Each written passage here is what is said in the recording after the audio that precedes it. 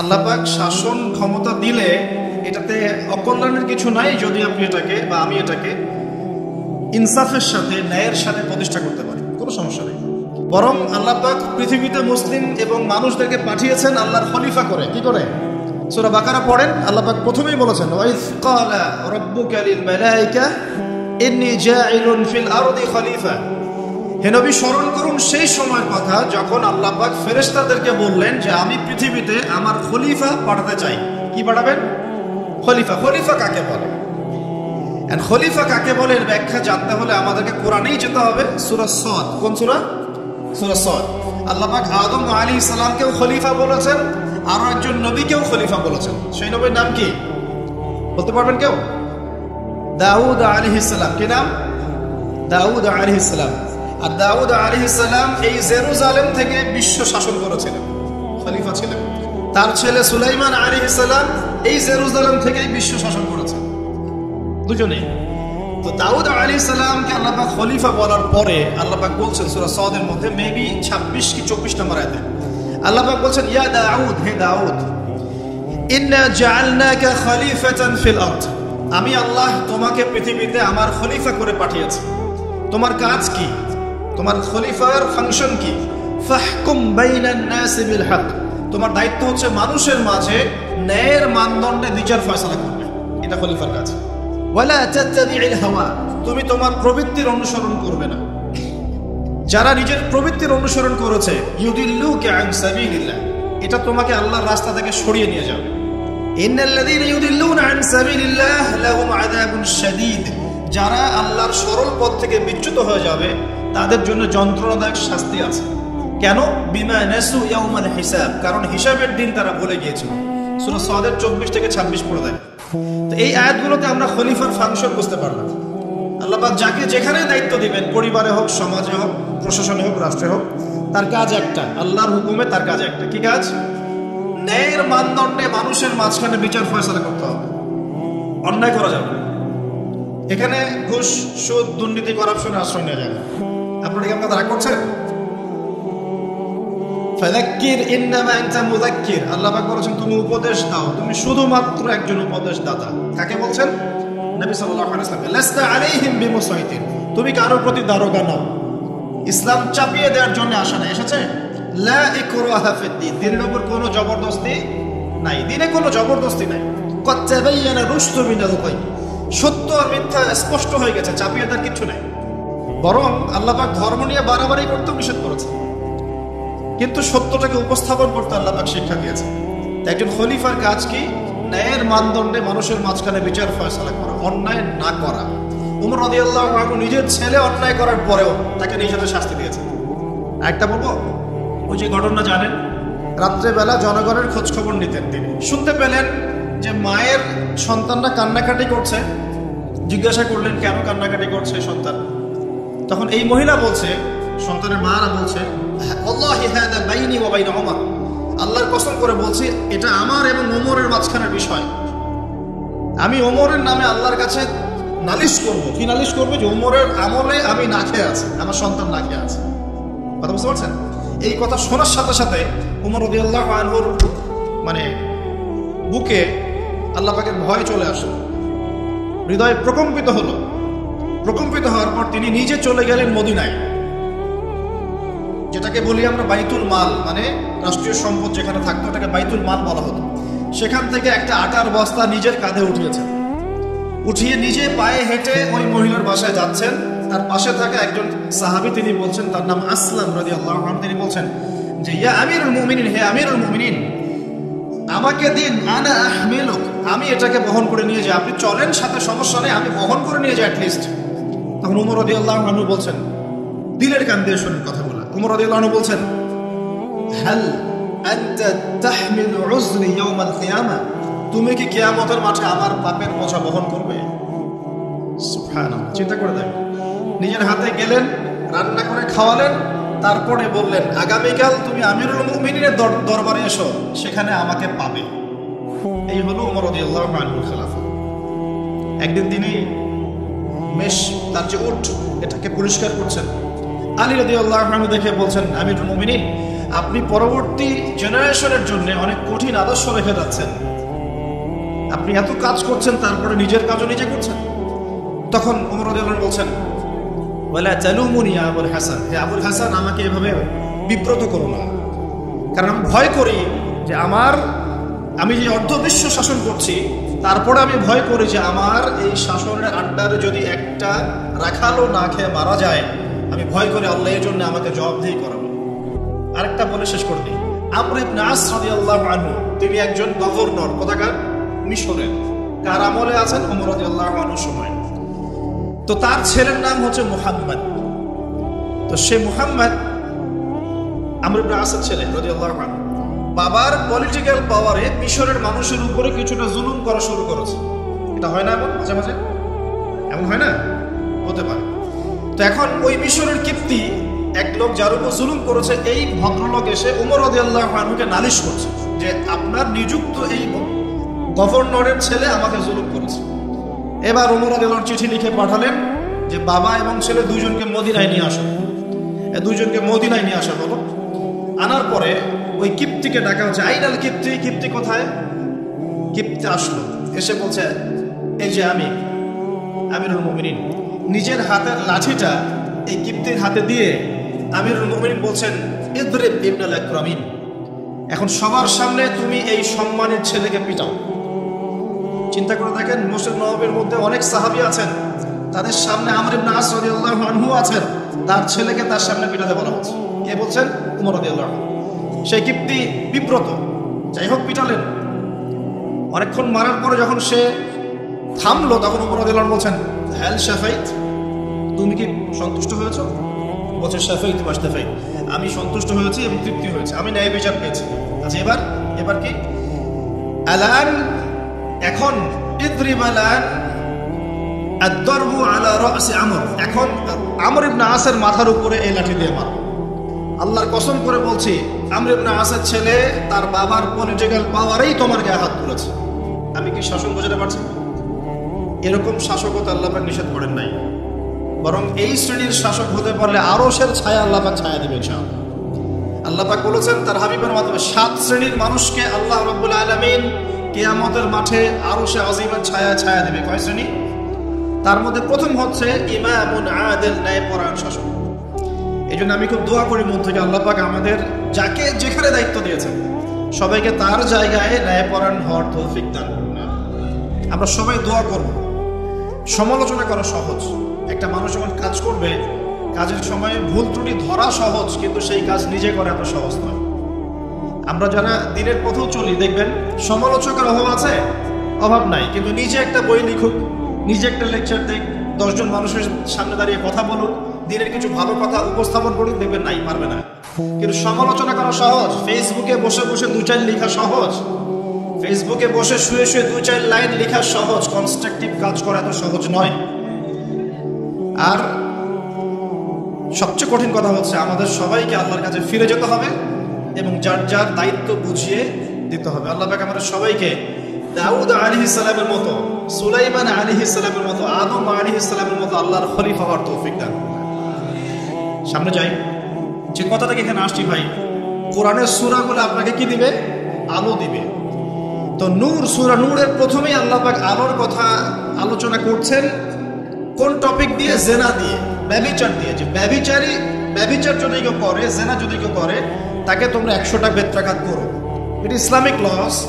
এখন সারা বিশ্বের খুব কম জায়গায় এটার ইমপ্লিমেন্টেশন আছে, তবে ইনশাআল্লাহ তাআলা যখন ইমামুল মাহদি আসবেন, ঈসা ইবনে মারইয়াম আসবেন, তখন আবারও এটা বাস্তবায়িত হবে ইনশাআল্লাহ। আগে ছিল, এখন নাই সব জায়গায়। যাই হোক, আসমানে আছে, পৃথিবীতে যদি নাও হয় আসমানে শাস্তি হবে ইনশাআল্লাহ। এখন আলোর সন্ধান দেওয়ার জন্য আল্লাহ পাক সবার আগে জেনার কথা কেন বললেন?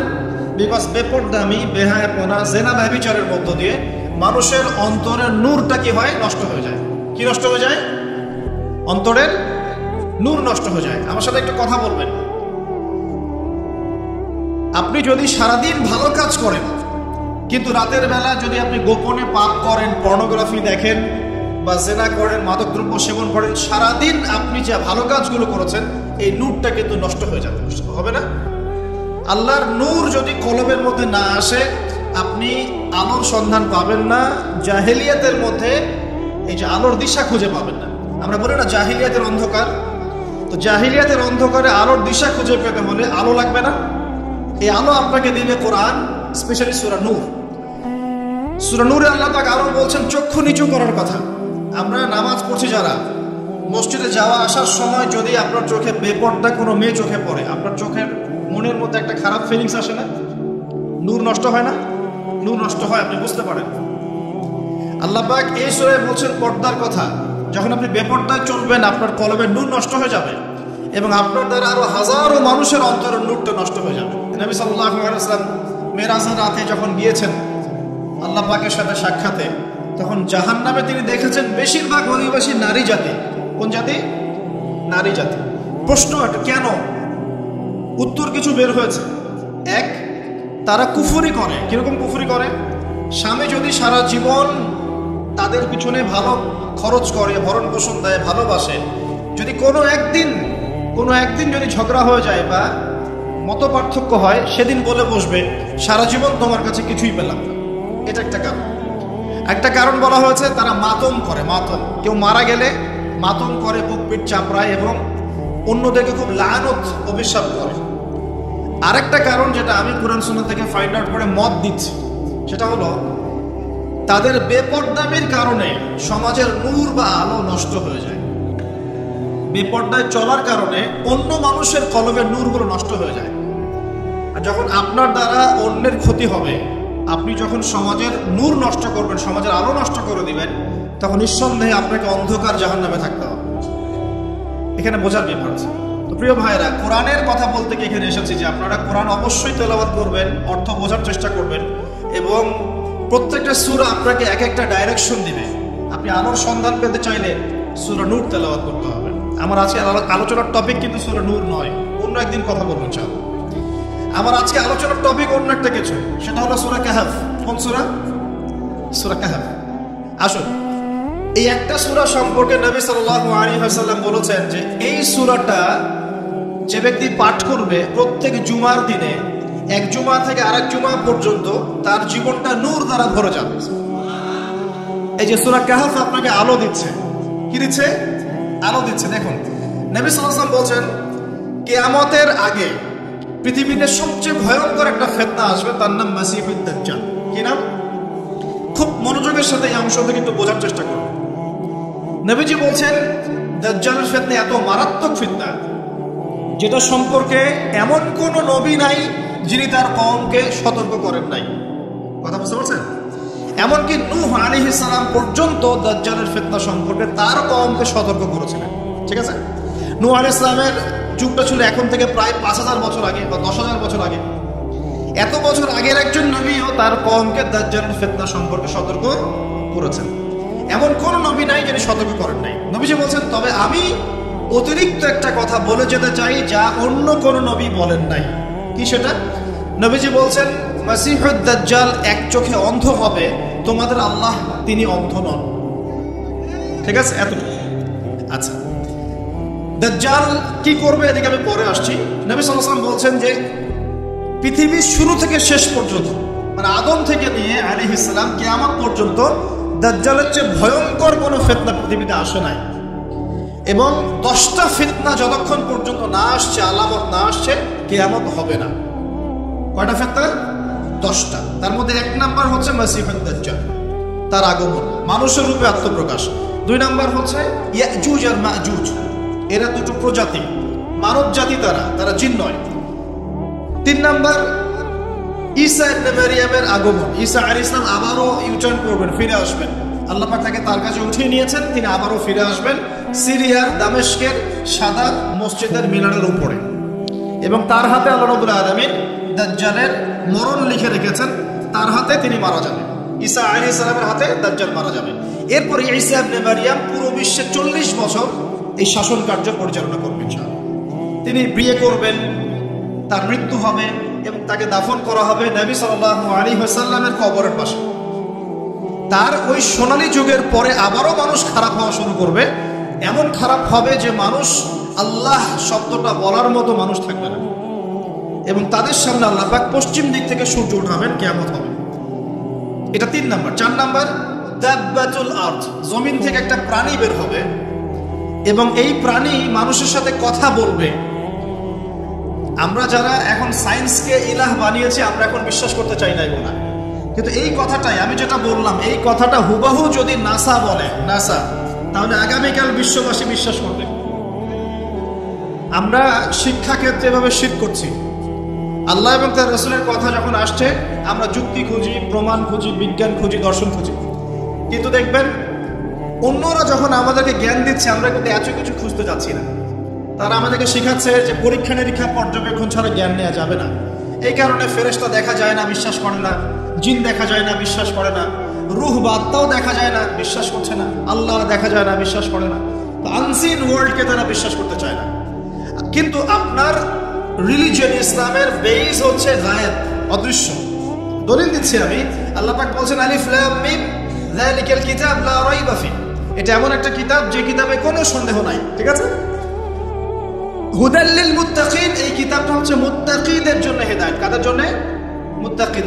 মুত্তাকি কারা? আল্লাযীনা ইউমিনুনা বিল গায়বি, যারা গায়েবে বিশ্বাস করে, অদৃশ্যে বিশ্বাস করে, আনসিন ওয়ার্ল্ডে বিশ্বাস করে, তারা মুত্তাকি। এখনকার ফিলোসফি বলছে যে আনসিন ওয়ার্ল্ডে বিশ্বাস করা যাবে না, পরীক্ষা নিরীক্ষা পর্যবেক্ষণ ছাড়া জ্ঞান নেওয়া যাবে না।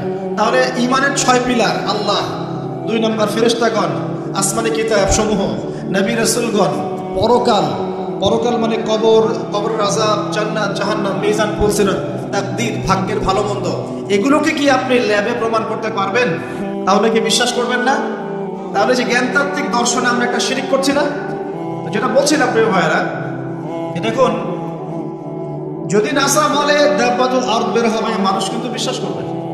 এখন আমরা বলছি মানুষ বিশ্বাস করছে না, শুধু বেরই হবে না, সে মানুষের সাথে কথাবার্তা বলবে। তারপরে বলছেন 4টা বলেছি, 5, 6, 7 হচ্ছে 3টা বড় বড় ভূমিকম্প। 3টা বড় বড় ভূমিকম্প না, শুধু ভূমির ধস, মানে ভূমিটা নিচে ধসে যাবে। একটা পৃথিবীর পূর্ব দিকে, দ্বিতীয়টা পৃথিবীর পশ্চিম দিকে, আর তৃতীয়টা হচ্ছে পৃথিবীর মাঝখানে। পূর্ব দিক মানে কিন্তু আমাদের এই কন্টিনেন্ট পুরোটাই, ইন্দোনেশিয়া, মালয়েশিয়া থেকে শুরু করে পুরো শ্রীলঙ্কা, ভারত, পাকিস্তান, এভরিথিং পূর্ব দিক। পশ্চিমা সভ্যতা। মাঝখান মানে এই জাজিরাতুল আরব, এখানেও ভূমিকম্প হচ্ছে। আর আল্লাহ পাকের গজব যখন আসে, তখন কিন্তু ভালো মন্দ সবার উপরে আসবে। একটা দলিল দিয়ে দিই, যায়েনাব বিনতে জাহাশ রাদিয়াল্লাহু আনহা, নবী সাল্লাল্লাহু আলাইহি ওয়াসাল্লামের স্ত্রী, তিনি আছেন, নবী সাল্লাল্লাহু আলাইহি ওয়াসাল্লাম ঘুমাচ্ছেন, হঠাৎ তিনি ঘুম থেকে উঠলেন এবং খুব আতঙ্কিত একটা অবস্থায় উঠেই বলছেন লা ইলাহা ইল্লাল্লাহ, লা ইলাহা ইল্লাল্লাহ, ওয়াইলুল লিল আরব, আরবদের জন্য ধ্বংস, আরবদের জন্য ধ্বংস, মিন শাররি কাদ ইকতারাব, কি ভয়াবহ ফিতনা ধেয়ে আসছে ওদের দিকে। যায়েনাব বিনতে জাহাশ রাদিয়াল্লাহু আনহা বলছেন আনুহলিক ওয়া ফিনা সালিহুন ইয়া রাসূলুল্লাহ, হে আল্লাহর রাসূল সাল্লাল্লাহু আলাইহি ওয়াসাল্লাম, আমাদের মধ্যে সৎ মানুষ থাকা সত্ত্বেও কি আমরা ধ্বংস হয়ে যাব? আমাদের মধ্যে সৎ ব্যক্তি থাকা সত্ত্বেও কি আমরা ধ্বংস হব? নবীজি বলছেন নাম, অবশ্যই ধ্বংস হবে। ইযা কাসুরাতিল খাবাস, যখন সমাজের মধ্যে অশ্লীলতা, বেহায়াপনা ছড়িয়ে পড়বে, তখন সবাই ধ্বংস হয়ে যাবে। আল্লাহ পাকের গজব আসলে ভালো মন্দ সবার উপরই আসবে, জালেমদের উপর খাস করে আসবে না। আচ্ছা, ভূমিকম্পের পর কি? ইয়েমেন থেকে আগুন বের হবে। নবীজি বলেন ইয়েমেন থেকে আগুন বের হবে এবং আগুনটা কিয়ামতের মাঠের দিকে মানুষকে তাড়িয়ে নিয়ে যাবে। আর পশ্চিম দিক থেকে সূর্য উঠবে। যখন এমন হবে, তখন তওবার দরজা বন্ধ হয়ে যাবে। এই 10টা আলামতকে নবীজি বলছেন এগুলো না আসা পর্যন্ত কিয়ামত হবে না, লিখে নেন। ঠিক আছে? কিন্তু ছোট ছোট যে আলামতগুলোর কথা নবীজি বলেছেন, এইগুলোর 100% এখন আমরা সমাজে দেখতে পারি। 100% জীবনের একদম শেষের দিকে গিয়ে, নবীর সাল্লাল্লাহু আলাইহি ওয়াসাল্লামের জীবনের শেষের দিকে গিয়ে তিনি একটা হাদিস বর্ণনা করেছেন, হাদিসে জিবরিল। এই হাদিসে জিবরাইল আলাইহিস সালাম মানুষের রূপে পৃথিবীতে এসে মসজিদে ঢুকে সাহাবীদের সবার সামনে নবীজিকে 4টা প্রশ্ন করেছেন। 1 নম্বর ইসলাম কাকে বলে, ঈমান কাকে বলে, ইহসান কাকে বলে। 4 নম্বরে গিয়ে বলেছেন কিয়ামত কবে হবে। নবীজি বলছেন মাল মাসউলু আনহা বিআ'লাম মিনাস সাইল, এই বিষয়ে প্রশ্নকারী উত্তরদাতার চেয়ে বেশি জানে না, উত্তরদাতা প্রশ্নকারীর চেয়ে বেশি জানে না। তখন তিনি বলছেন তাহলে আলামত কিছু বলে দিন। জীবনের একদম শেষের দিকে নবী সাল্লাল্লাহু আলাইহি ওয়াসাল্লাম কিয়ামতের মাত্র 2টো আলামত বলেছেন। কয়টা? 2টো। একটা হচ্ছে আনতালিদাল আমাতু রাব্বাতুহা, যখন দেখবে দাসী তার মনিবকে জন্ম দিচ্ছে, দাসী তার মনিবকে জন্ম দিচ্ছে, তখন কিয়ামতের অপেক্ষা কর। কিভাবে দাসী মনিবকে জন্ম দিতে পারে? পিতা মাতার সাথে দাস দাসীর মতো আচরণ করা হবে। হচ্ছে কি হচ্ছে না? আরেকটা অর্থ হতে পারে দাসী কিন্তু আসলে মনিবকে জন্ম দেয় না, তার মানে ন্যায় অন্যায় হক বাতিল সত্য মিথ্যার মানদণ্ড উল্টে যাবে। উল্টায় নাই? মানুষ সত্যবাদীকে মিথ্যাবাদী বলে না, এখন মিথ্যাবাদীকে সত্যবাদী বলে না। আল্লাহর হালালকে হারাম করছে না, আল্লাহর হারামকে হালাল করে নিচ্ছে না। মানদণ্ড উল্টে গেছে। আমাদের মতো Dhaka, the city of Akhiruzzaman বলেছি আমি, এইসব শহরগুলোতে এগুলো আরো বেশি হচ্ছে। বিশ্বাসের মানদণ্ডই নাই এখন। একজন মানুষ যদি মন থেকে কাউকে দান সৎকার করতে চায়, খাবার খাওয়াতে চায়, ভয়ে খাচ্ছে না, না জানি খাওয়ারে আবার কি বিষয় খাওয়ায় দেয়। বিশ্বাস নাই, আমানতদারিতা নাই, দুর্নীতি, জেনা, ব্যভিচার, পরকিয়া, ব্লু ফিল্মস, পর্নোগ্রাফি, সুদ, এগুলোতে ছেয়ে যায় নাই শহরটা। এটা কি বোঝেন না? এটা কি দেখার জন্য পিএইচডি ডিগ্রি দরকার আছে? ঘরে ঘরে, ফ্ল্যাটে ফ্ল্যাটে জেনা হচ্ছে, ফ্ল্যাটে ফ্ল্যাটে জেনা, শালিদুলা ভাই জেনা, দেবর ভাবি জেনা, ঘরে ঘরে পরকিয়া। স্বামীকে নিয়ে স্ত্রী সন্তুষ্ট নয়, স্ত্রীকে নিয়ে স্বামী সন্তুষ্ট নয়, বিয়ে করবে না, পরকিয়া করবে। বিয়ে করলে তো আবার সমস্যা, মানুষ বলবে যে আপনার চরিত্র খারাপ। পরকিয়া করলে সমস্যা নেই, ধরা খাওয়ার চান্স কম। রাত্রেবেলা সেক্স করতেছে, মদ খাচ্ছে, ক্যাসিনোতে রাত কাটাচ্ছে, সকালবেলা অফিসে। বস্তুবাদিতা। এই যে আপনি দাঁড়ান, এই যে ফ্লাইওভারের উপরে গিয়ে দাঁড়াবেন, দেখবেন মানুষ ছুটছে আর ছুটছে। কিসের পিছনে? দুনিয়া। কেমন? সাগরের মধ্যে আঙ্গুল ডুবালে যতটুকু পানি থাকে হাতে, দুনিয়া। পুরো সাগরটাই আখিরাত। কে বোঝাবে শহরের মানুষকে? শহরে ব্যাঙের ছাতার মতো এডুকেশনাল ইনস্টিটিউশন গড়ে উঠেছে, ওঠে নাই? শিক্ষা প্রতিষ্ঠান। কয়টা প্রতিষ্ঠান আপনাকে জ্ঞান শেখাচ্ছে, পরকালীন জ্ঞান? খেয়াল করে দেখবেন। Mills and industries and factories গড়ে উঠছে, আলহামদুলিল্লাহ গড়ে উঠুক, কিন্তু খেয়াল করে দেখবেন সেখানে হারাম রিজিকের একটা ব্যাপক সয়লাভ হচ্ছে, হচ্ছে না? প্রতারণা দিয়ে, দুর্নীতি দিয়ে, সুদ দিয়ে, ঘুষ দিয়ে, জেনা দিয়ে, ব্যভিচার দিয়ে শহরটা ছেয়ে যাচ্ছে নাকি? ছেয়ে গেছে অনেক আগে, আপনি বুঝতে পারছেন না। জেনা তো একটা ট্রেন্ড। এই যে আমাদের কিশোর কিশোরী যারা আছে, এরা ফ্রি মিক্সিংটাকে হারামও মনে করে না। প্রেমিক প্রেমিকার প্রেম করা, জেনা করা, এটাকে হারামও মনে করে না। তারা মনে করে এটা অ্যাফেয়ার করা যায়। এই যুগটার কথাই নবীজি বলছেন সাল্লাল্লাহু আলাইহি ওয়াসাল্লাম। তিনি বলছেন একটা সময় আমার উম্মতের একটা অংশ, সবাই নয়, একটা অংশ মাদক দ্রব্যকে হালাল মনে করবে এবং মাদককে অন্য নাম দিয়ে খাবে। মাদক দ্রব্য নিয়ন্ত্রণ অধিদপ্তর হিমশিম খেয়ে যাচ্ছে মাদক দ্রব্য এই যে বিস্তারটাকে রোধ করতে। কত টাকা পয়সা প্রজেক্ট দেওয়া হচ্ছে দেখবেন, কিন্তু মাদক বাড়ছে। কে খাচ্ছে? মুসলিমরা খাচ্ছে, মুসলিম যুবক খাচ্ছে। আর একটু ধনির দুলাল হতে কোনো কথাই নাই, বিভিন্ন জায়গায় মাদক দ্রব্যের আড্ডাখানায় বসে রাত কাটাচ্ছে না? আপনাদের এখানে স্পা সেন্টারগুলো যেগুলো আছে, এগুলোর মতো দেখবেন জেনা হচ্ছে, জেনা হয়। একটা রিপোর্ট দেখবেন, পেপার পত্রিকা পড়েন, 92% ইয়াং এখন ইউথ জেনারেশন এরা পর্নোগ্রাফি দেখে এবং জেনার সাথে সম্পৃক্ততা প্রদর্শন করছে। ছোট ছোট বাচ্চা কাচ্চায় ক্লাস 8, 9, 10 পার হয় নাই, দেখবেন ওই সেক্সুয়াল সম্পর্ক করা শেষ অলরেডি। আপনি মনে করছেন যে আপনার ছেলেটা ছোট, মেয়েটা ছোট, অলরেডি 4-5 ঘাটের পানি খেয়ে চলে আসছে। অবস্থা ভালো না, কিন্তু অবস্থাটা কিন্তু ভালো না, নৈতিকতার অবক্ষয় হয়েছে কিন্তু। আর আমরা দেখেও না দেখার ভান করছি, শুনেও না শোনার ভান করছি। ছোট ছেলে, ছোট মেয়ে, কি হবে? এগুলো যখন ছড়িয়ে যাবে, নবীজি বলছেন ইদা কাসরাতুল খাবাস, যখন এরকম অশ্লীলতা ছড়িয়ে পড়বে, তখন ওই ভালো মন্দ, আলেম জালেম সবাইকে আল্লাহ পাক ধ্বংস করে দেবে। তবে হ্যাঁ, এই সময়ের মধ্যেও যদি আপনি ঈমানটাকে শক্ত করে ধরে রাখতে পারেন, ইনশাআল্লাহ তাআলা 50 জন শহীদ সাহাবী নাকি পাবেন ইনশাআল্লাহ। এটাও হাদিসে এসেছে যে এরকম অবস্থায় যদি ঈমানকে ধরে রাখতে পারে কেউ, নবীর সুন্নাহ মতো চলতে পারে, 50 জন সাহাবী নাকি আপনি পাবেন ইনশাআল্লাহ। একটা বলেছেন দাসীর মনিবকে জন্ম দিবে, মানে ন্যায় অন্যায়ের মানদণ্ড উল্টে গেছে এখন। 2 নম্বরটা খেয়াল করেন এই হাদিসে। 2 নম্বরটা হচ্ছে খুবই ইম্পর্টেন্ট এটা, এবং এটা চাক্ষুষ দেখা যায়। وأن ترى الحفاة العراة العالة رياء الشاي يتطاولون في البنيان। নবীজি বলছেন সাল্লাল্লাহু আলাইহি ওয়াসাল্লাম, যখন তুমি দেখবে সমাজের খালি পায়ের স্যান্ডেল কেনার টাকা নাই, খালি গায়ের কাপড় কেনার টাকা নাই, রিয়া আশ-শাই মানে মেষপালক, রাখাল শ্রেণীর মানুষ, এই শ্রেণীর মানুষ যখন ইয়াতাতাওয়ালুনা ফিল বুনিয়ান, উঁচু উঁচু কনস্ট্রাকটিভ বিল্ডিং নির্মাণের প্রতিযোগিতা করবে, ফান্তাজির সাআ, কিয়ামতের অপেক্ষা করতে থাকে। এই হাদিসটা বুঝতে আমার অনেক সময় লেগেছে। এখানে নবী সাল্লাল্লাহু আলাইহি ওয়াসাল্লাম কিন্তু সামর্থ্যবানদের কথা বলছেন না, যাদের বিল্ডিং করার সামর্থ্য আছে তাদের কথা বলছেন না, কিন্তু নবীজি বলছেন যাদের কোনো টাকা পয়সাই নাই, কাপড়ও নাই গায়ে, স্যান্ডেল নাই পায়ে, এই শ্রেণীর মানুষ উঁচু উঁচু বিল্ডিং নির্মাণের প্রতিযোগিতা করবে। এটা কিয়ামতের বিগেস্ট আলামতগুলোর মধ্যে একটা। এখন আপনি একটু ওয়ার্ল্ডের দিকে তাকিয়ে দেখেন, আজকে থেকে 200 বছর আগে যাদের কোনো টাকা পয়সা ছিল না, এরা দেখেন বড় বড় বিল্ডিং নির্মাণ করছে মধ্যপ্রাচ্যে। দেখেন দেখেন তেল আসার আগ পর্যন্ত আমাদের অটোম্যান খেলাফত চলে গেছে কত সালে? প্রথম বিশ্বযুদ্ধের সময় 1914 থেকে 1924 এর মধ্যে, এই সময় অটোম্যান এম্পায়ার কোলাপস করেছে। অটোম্যানদের সময় কিন্তু এসব তেলের খনিগুলো বের হয় না, হয়েছিল? হয় না। যখনই বের হয়েছে তারপর দেখবেন যারা মরুভূমির মানুষ ছিল এরা উঁচু উঁচু বিল্ডিং নির্মাণ করেছে, মেষপালক। এই ফ্লেভারটা ওয়ার্ল্ডের বিভিন্ন জায়গায় ছড়িয়ে পড়েছে, গ্রামে গঞ্জে শহরে বন্দরে। যাদের কোনো টাকা পয়সা নাই বিল্ডিং করছে। আর আমার প্রশ্ন করেন কিভাবে সম্ভব? তিনভাবে সম্ভব। এক, যদি আপনার কাছে আল্লাহর কোনো গুপ্তধন চলে আসে সম্ভব। দুই, যদি আপনি জোর জবরদস্তি করে অন্যের সম্পদ আত্মসাৎ করেন তাহলে সম্ভব। তিন, সবচেয়ে বিগেস্ট কারণ, মেজর কারণ, সেটা হলো রিবা বা সুদের মধ্য দিয়ে সম্ভব। এটাই হচ্ছে মোস্ট ইম্পর্টেন্ট কারণ। তো দেখেন জীবনের শেষের দিকে গিয়ে নবী সাল্লাল্লাহু আলাইহি ওয়াসাল্লাম এখানে কিয়ামতের দুটো আলামত বলেছেন, তার মধ্যে বিল্ডিংস গুলো একটা। এখন আপনি যখন ঢাকা এয়ারপোর্ট থেকে ফ্লাই করবেন আপনি বুঝতে পারবেন কেন আমি বলেছি ঢাকাতে সিটি অফ আখিরাত সালাম।